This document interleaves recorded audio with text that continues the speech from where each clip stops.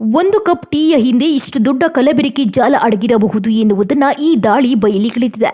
ಸಾರ್ವಜನಿಕ ಆರೋಗ್ಯದ ಜೊತೆ ಆಟವಾಡಿದ ಆರೋಪಿಗಳ ವಿರುದ್ಧ ಕಠಿಣ ಕ್ರಮಕ್ಕೆ ಆಗ್ರಹ ಕೇಳಿ ಬರುತ್ತಿದೆ. ಆ ಕುರಿತು ಒಂದು ವರದಿ ಇಲ್ಲಿದೆ ನೋಡಿ. ಹೌದು, ಹೈದರಾಬಾದ್ನಲ್ಲಿ ಟೀ ಕುಡಿಯುವವರಿಗೆ ಇದು ಎಚ್ಚರಿಕೆಯ ಸುದ್ದಿ. ನೀವು ಕುಡಿಯುವ ಟೀನಲ್ಲಿ ಕೃತಕ ಬಣ್ಣ ಬಳಸಿದ ಟೀ ಪುಡಿ, ಅವಧಿ ಮೀರಿದ ವಸ್ತುಗಳು ಮಿಶ್ರಣ ಇರಬಹುದೆಂಬ ಆತಂಕ ಮೂಡಿಸಿದೆ. ವಿಶ್ವಾಸಾರ್ಹ ಮಾಹಿತಿಯ ಮೇರೆಗೆ ಹೈದರಾಬಾದ್ನ ಫುಡ್ ಅಲರ್ಟೇಷನ್ ಟೀಮ್ 15 ಉತ್ಪಾದನಾ ಘಟಕಗಳ ಮೇಲೆ ದಾಳಿ ನಡೆಸಿ ಅಕ್ರಮ ಜಾಲವನ್ನು ಬಯಲಿಗೆಳೆದಿದೆ. ದಾಳಿಯಲ್ಲಿ 3,000 ಕೆಜಿ ಕಲಬೆರಕೆಯ ಟೀ ಪುಡಿ, 1,500 ಕೆಜಿ ಎಕ್ಸ್ಪರ್ ಟೀ ಪುಡಿ, 100 ಕೆಜಿ ಬೆಲ್ಲದ ಪುಡಿ ಹಾಗೂ ಸಿಂಥೆಟಿಕ್ ಬಣ್ಣಗಳನ್ನು ವಶಪಡಿಸಿಕೊಳ್ಳಲಾಗಿದೆ. ಆರೋಪಿಗಳು ಕಡಿಮೆ ಗುಣಮಟ್ಟದ ಟೀ ಪುಡಿಗೆ ಕೃತಕ ಬಣ್ಣ ಮಿಶ್ರಣ ಮಾಡಿ ಉತ್ತಮ ಗುಣಮಟ್ಟದ ಟೀಯಂತೆ ಮಾರಾಟ ಮಾಡುತ್ತಿದ್ರು ಎಂದು ತನಿಖೆಯಲ್ಲಿ ಬೆಳಕಿಗೆ ಬಂದಿದೆ.